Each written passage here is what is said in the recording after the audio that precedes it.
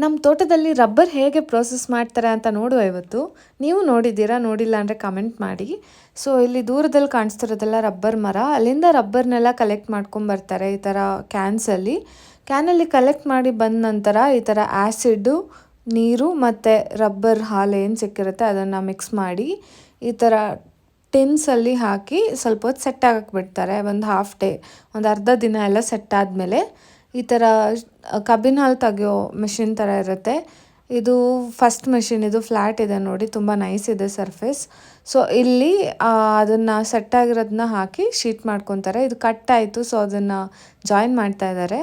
Join ಆದಮೇಲೆ next ಮಿಷಿನಿಗೆ ಹಾಕ್ತಾರೆ. ಇದು ಸ್ಲ್ಯಾಂಟ್ ಇದೆ ನೋಡಿ, ಟೆಕ್ಸ್ಚರ್ ಬರುತ್ತೆ ಇದು ಸ್ವಲ್ಪ. ಇದಕ್ಕೆ ಹಾಕಿ ಹಿಂಗೆ ತಕ್ಕೊತಾ ಇದ್ದಾರೆ. ಆಮೇಲೆ ಇದನ್ನು ಬಿಸಿಲಲ್ಲಿ ಒಣಗಿಸ್ತಾರೆ 1-2 ದಿನ, 1 ದಿನ. ನೀವು ನೋಡಿದರೆ ಯಾವತ್ತಾರು ಕಮೆಂಟ್ ಮಾಡಿ ತಿಳಿಸಿ.